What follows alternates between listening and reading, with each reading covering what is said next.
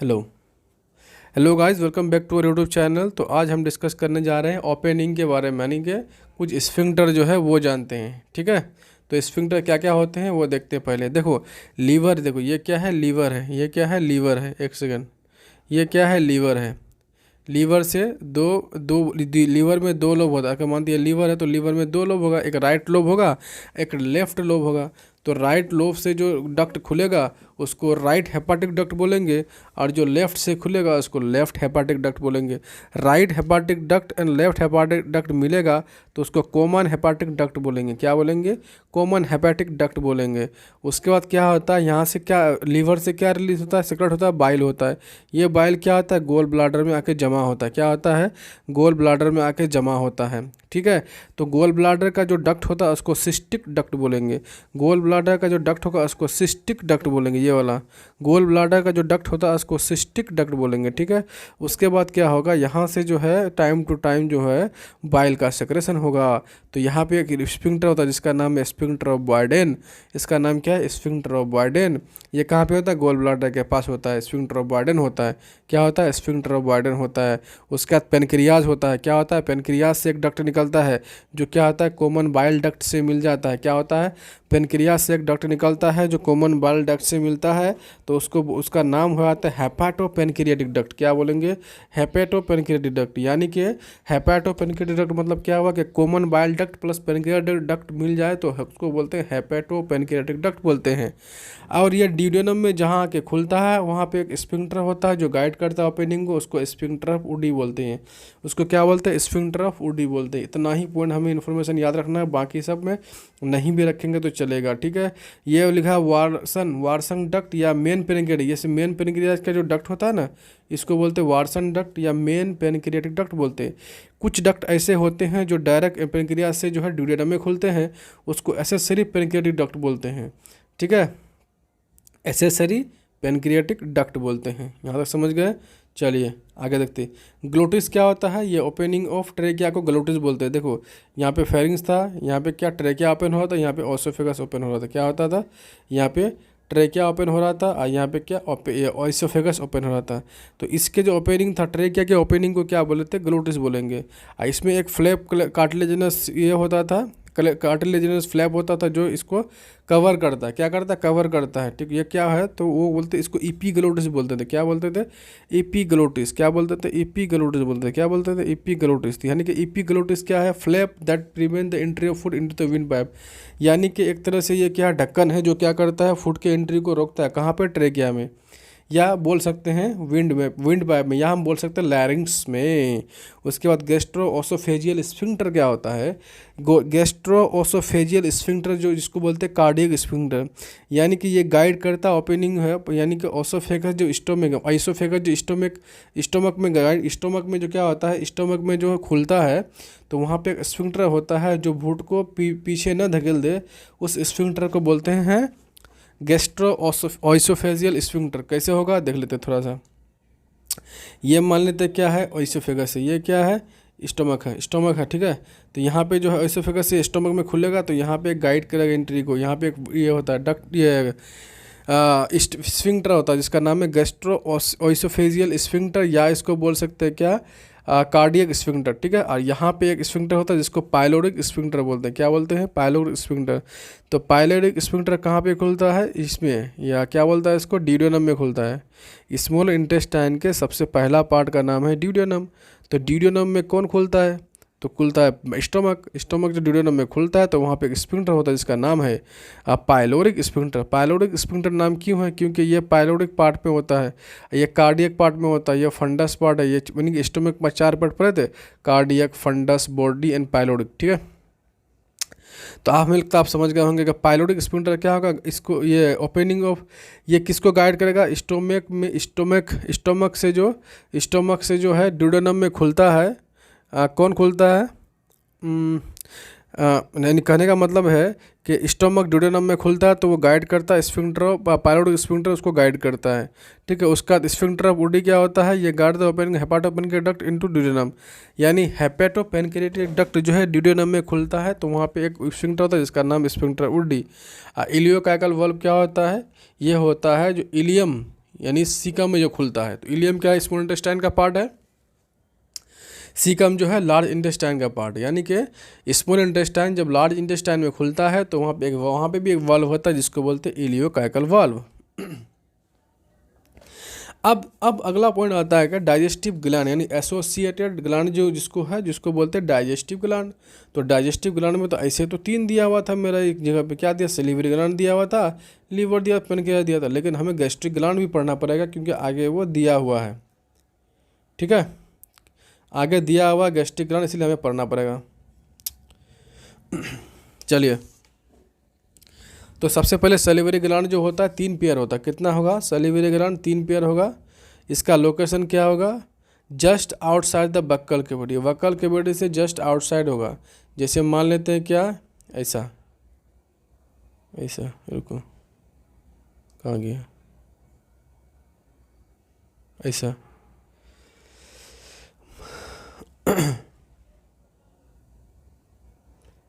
ऐसा माउथ है, ये माउथ है, ये टंग है। ठीक है, तो यहाँ पे एक चिक के पास होगा एक डक्ट, एक यहाँ पे होगा टंग के पास, ठीक है, और एक यहाँ पे होगा। ठीक है, तो यानी कि एक होता है पैरोटिड ग्लैंड जो यहाँ पे होगा, पैरोटिड ग्लैंड। ठीक है, पैरोटिड ग्लैंड लोकेशन नियर चिक। पैरोटिड ग्लैंड जो होगा चिक के नियर होगा, लार्जेस्ट सैलिवरी ग्लैंड है। ये open through the Stensen duct, यहाँ से जो ये डक्ट ओपन होता है माउथ में आके, ये इस डक्ट को बोलते हैं स्टेंसन डक्ट। याद रखेंगे कि पैरोटिड ग्लैंड जो होता है कहाँ होगा, उसका लोकेशन पहले याद रखेंगे तो वो नियर चिक होगा। ठीक है, और याद रखेंगे ये क्या, सबसे बड़ा ग्लैंड, लार्जेस्ट ग्लैंड है। और इसके ओपनिंग जो होता है, ओपनिंग के लिए एक डक्ट होता है, क्योंकि जितने भी एंजाइम सेक्रेटिंग ग्लैंड्स होता है सारे में डक्ट होगा। जो हार्मोन सेक्रेट करता है उसमें डक्ट नहीं होता है। तो इसका मतलब जो ये सलाइवा क्या है, सलाइवा एंजाइम है, सलेवरी एमाइलेज। ठीक है, तो कहने का मतलब है तो पैरोटिड ग्लैंड में भी तो एक डक्ट होगा, तो पैरोटिड ग्लैंड के डक्ट को एक्सटेंशन डक्ट बोलते हैं। उसके बाद क्या होता है, सब मैक्सिलरी या सब मैंडिबुलर, सब मैक्सिलरी या सब मैंडिबुलर, इसका लोअर जाव में होगा। कहाँ पे होगा, लोअर जाव में, यहाँ पे लोअर जाव में होगा। कहाँ पे होगा, लोअर जाव में होगा। कहाँ पे होगा, लोअर जाव में होगा। इसमें जो ओपनिंग होता है यानी इसके डक्ट को बोलते हैं वाटसन डक्ट बोलते हैं। क्या बोलेंगे, वाटसन डक्ट बोलेंगे, वाटसन डक्ट बोलेंगे। क्या बोलेंगे, वाटसन डक्ट बोलेंगे। अगला देख सब लिंगुअल ग्लैंड कहाँ होता है, बिलो द टंग। ये देखो, ये टंग के नीचे जो होता है इसको सब लिंगुअल ग्लैंड बोलते हैं। क्या बोलते हैं, यहाँ पे ऐसे खुलता है तो बिलो द टंग होता है, उसको सब लिंगुअल ग्लैंड बोलेंगे। इसमें क्या होगा, ये सबसे छोटा है, ये क्या है, सबसे छोटा है, इसको रेवेनस डक्ट बोलते हैं। तीनों का नाम याद रखेंगे, उसका कौन सा डक्ट खुलता है और पोजीशन याद रखेंगे, बस कहानी ख़त्म इसका। देख लीजिए आप, एक बार देख लीजिए। देखो पैरोटिड ग्लैंड यहाँ है, ठीक है। उसके बाद देखिए सब मैंडिबुलर या सब मैक्सिलरी कहाँ है, यहाँ देखिए, यहाँ पे देखिए, देख लिए। अब सब लिंगुअल यहाँ पे देखो, टंग के नीचे है। यहाँ अगर नहीं दिख रहा तो अब यहाँ देखिए, देखिए पैरोटिड ग्लैंड है, ठीक है। इससे जो डक्ट निकलता है एक, इसको ये क्या बोलते थे हम, एक्सटेंशन डक्ट बोलते थे। तो यहाँ पे देख लीजिए डक्ट ऑफ सब मैक्सिलरी, ये वाला सब लिंगुअल ग्लैंड, ठीक है। ये सब मैक्सिलरी या सब मैंडिबुलर ग्लैंड जिसको बोलते हैं। तो यहाँ तक समझ में आ गया होगा। और एक पॉइंट देखो, डेली जो होता है 1 से 1.5 लीटर सलाइवा का सेक्रेशन होता है, ठीक है। Okay, next point, liver. Liver को हेपार बोलते हैं। क्या बोलते हैं, हेपार। तो लीवर जो होता है लार्जेस्ट सलेवरी ग्लैंड है। ओहो हो, लार्जेस्ट डाइजेस्टिव ग्लैंड होगा लीवर, सलीवरी ग्लैंड नहीं। यह डाइजेस्टिव ग्लैंड यहाँ पे लिखना पड़ेगा, डाइजेस्टिव ग्लैंड, ठीक है। उसके बाद याद रखेंगे, क्या याद रखेंगे, इसका लोकेशन देखो, right side abdominal cavity. Abdominal cavity के लेफ्ट साइड में क्या होता है, स्टमक होता है। तो राइट साइड में क्या होगा, तो ये होगा, ये राइट साइड में होगा, ये लीवर होगा, ठीक है। Just below the diaphragm, diaphragm के जस्ट नीचे। अगर ये डायफ्राम है तो यहाँ पे इसका अगर क्या राइट पार्ट है तो ये लेफ्ट पार्ट है। तो यहाँ पे हम पढ़े थे क्या, यहाँ पे जो होता है स्टमक होता है, तो इस साइड में क्या होगा, यहाँ पे जस्ट बिलो द डायफ्राम क्या होगा, लीवर होगा। ये दोनों आपस में कनेक्ट रहता है या इससे, किससे, ड्यूडेनम से। वो हम देख चुके हैं। उसके बाद ये अगला पॉइंट याद रखेंगे, इसका वेट जो होता है 1.2 से 1.5 kg इन एडल्ट ह्यूमन में। एडल्ट ह्यूमन में इसका वेट कितना होगा? 1.2 से 1.5 kg। ठीक है। उसके बाद लिखा लीवर कंटेन हेपाटिक लोब्यूल, यानी लीवर के सेल को हेपाटिक लोब्यूल बोलते हैं, या इसको बोलते हैं structure and functional unit of liver. जैसे हमारे बॉडी का structure and functional unit cell को बोलते हैं, उसी तरह लीवर के सबसे छोटे यूनिट को बोलते हैं क्या? Hepatic lobule. क्या बोलते हैं? Hepatic lobule. ये बेंजीन की तरह दिखता है, ऐसा दिखता है। कैसा दिखता है? ऐसा दिखेगा। ठीक है। इसके चारों ओर एक होता है कि लेयर होता है जिसको बोलते हैं ग्लिसन्स कैप्सूल बोले, ग्लिसन्स कैप्सूल बोलते हैं। ये शीत होता है, इस शीत को बोलते हैं ग्लिसन्स कैप्सूल। क्या बोलेंगे? ग्लिसन्स कैप्सूल बोलेंगे। ठीक है। ये शीत कनेक्टिव टिश्यू होता है। उसका याद रखें, लोब्यूल में जो होता है हेपाटिक सेल होता है जो बाइल का सेक्रेट करता है। लोब्यूल में जो है हेपाटिक सेल होता है जो बाइल का सेक्रेशन करता है। उसका अगला पॉइंट याद रखेंगे, bile passing through the hepatic duct at get store into the gall bladder a muscular sac like structure. कहने का मतलब है बाइल कहाँ बनेगा? हेपाटिक सेल में बनेगा। कहाँ बनेगा? हेपाटिक सेल में। तो ये हेपाटिक सेल कहाँ पे होता है? तो हेपाटिक लोब्यूल में होता है। ठीक है। तो ये बाइल जो बना, ये बाइल आखिर स्टोर कहाँ पे रहेगा? तो ये हेपाटिक यानी कि लीवर से जो हेपाटिक डक्ट निकलता है, राइट लीवर से निकलेगा, एक लेफ्ट लीवर से निकलेगा, वो जाके खुलेगा किसमें?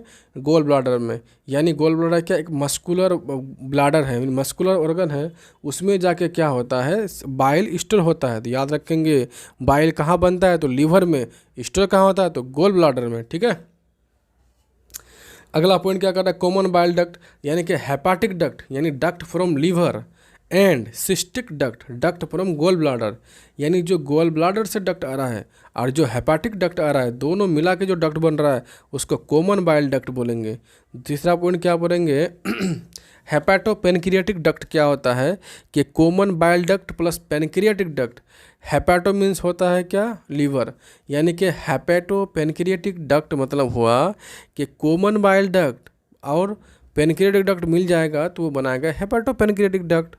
ठीक है। अगला पॉइंट, हेपाटो पेनक्रियाटिक डक्ट कहाँ पे ओपन होता है? तो ड्यूडेनम में ओपन होता है। कहाँ पे होता है? ड्यूडेनम में होता है। तो ड्यूडेनम में जो ओपन होता है वहाँ पे भी तो कोई स्फिंक्टर गाइड करता है, तो इस स्फिंक्टर को बोलते हैं स्फिंक्टर ऑफ उडी, स्फिंक्टर ऑफ उडी। ठीक है। Thank you. तो आप समझ रहे हैं क्या? हमको लग रहा है। चलिए देखिए, देख लीजिए, ये देखिए, देखिए ये है क्या? डायफ्राम। ये है क्या? डायफ्राम। ये है क्या? स्टमक। ये क्या है? लीवर। ठीक है। इसको मान लेते हैं क्या? सॉरी, क्या मानते हैं? एक सेकेंड। ये क्या है? ये क्या है? Right side. ये क्या है? Left side. तो राइट साइड में क्या होगा? लीवर होगा। लेफ्ट साइड में क्या होगा? स्टमक होगा। ठीक है। आप देख रहे हैं, देखो ये लेफ्ट हेपाटिक डक्ट है। क्या है? एक सेकेंड, कहाँ चला गया? एक सेकेंड। देखो ये लेफ्ट हेपाटिक डक्ट है, ये राइट साइड से आ रहा है तो राइट हेपाटिक डक्ट है। ये दोनों मिलके बना कॉमन बाइल डक्ट बना, नहीं कॉमन हेपाटिक डक्ट बना। ये बाइल जगह स्टोर हुआ किसमें? पित्त में, जिसको क्या बोलते हैं? गोल ब्लाडर बोलते हैं। तो यहाँ से एक डक्ट निकलता है, इस डक्ट को सिस्टिक डक्ट बोलते हैं। ये जाके खुलेगा ड्यूडेनम में। कहाँ खुलेगा? ड्यूडेनम में। समझ रहे हैं? Thank you. तो चलिए आगे और थोड़ा सा डिटेल में देखते हैं। देखो ये क्या? राइट लोब है। ये क्या है? लेफ्ट लोब है। बात समझ रहे हैं? यहाँ पे गोल ब्लाडर होता है, जाके इसी में स्टोर रहता है। चलिए एनाटॉमी ऑफ लीवर देखते हैं। लीवर का एनाटॉमी देखते हैं। हेपाटिक कोड क्या होता है? Consist of cord of hepatocyte arrange in radially around the central vein. ठीक है। तो ये वाला पॉइंट जो है ना, ये वाला आप याद नहीं रखेंगे क्योंकि पूछता ही नहीं।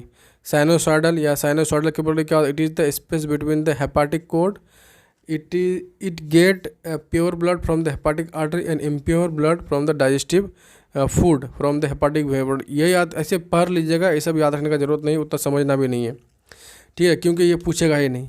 कफर सेल क्या होता है? ये पूछ सकता है कि साइनोसॉइड हैव कफर सेल, यानी कि मैक्रोफेज की बात कर रहा है। ये जो phagocyte it involve in breakdown of one out WBC, यानी WBC RBC और बैक्टीरिया जो मर जाता है इसको खाता कौन है? कफर सेल खाता है, यानी फेगोसाइटिक इसका फंक्शन है। याद रख सकते हैं। पोर्टल ट्राइड क्या होता है? Branch of hepatic when. तो पोर्टल ट्राइड याद रखेंगे, इसमें क्या क्या होगा? हेपाटिक वेन और hepatic artery and branch of bile duct. ये तीनों याद रखें। क्या क्या? Hepatic when, hepatic artery, branch of bile duct. देखो ऐसे पूछता नहीं है लेकिन थोड़ा सा बता ही देते हैं, नहीं तो बोलेंगे बताते नहीं, खाली नहीं पूछता तो दिए काहे के लिए। ठीक है, देखो हेपाटिक लोब्यूल जो है, हेपाटिक लोब्यूल ऐसे होता है, बेंजल लाइक स्ट्रक्चर होता है। ठीक है, और ये बनाता है, यहाँ पे जो होता है, यहाँ पे 3 डक्ट होता है। एक क्या होता है? एक होता है, इसको बोलते, इसको पूरा को मिला के पोर्टल ट्राइड बोलेंगे। क्या बोलेंगे? Portal tried. ठीक है, इसको बोलेंगे पोर्टल ट्राइड। ठीक है, तो इसमें क्या क्या डक्ट होगा? तो एक होगा क्या, ये देखो सुनो, इसको बोलेंगे पोर्टल ट्राइड बोलेंगे। इसमें क्या होगा? हेपाटिक वेन होगा, हेपाटिक डक्ट होगा, यानी हेपाटिक आर्टरी होगा and branch of bile duct होगा। ये ऐसे करके जाके खुलता है सेंट्रल पे। ये हम डिटेल में पढ़ाते हैं तब जानेंगे। ठीक है, आगे देखेंगे तो समझ में आ जाएगा। ठीक है, अब गोल ब्लाडर क्या होता है? ये थीन मस्कुलर सेक है। इसका कैपेसिटी क्या होता है कि 50 ml से 30 ml से 50 ml का कैपेसिटी होता है। ये क्या करता है? बाइल का स्टोर करता है एंड कंसनट्रेट करता है उसको। ठीक है, ये देखिए, ये देखिए, ये पोर्टल ट्राइड है, इसमें 3 डक्ट दिख रहा है।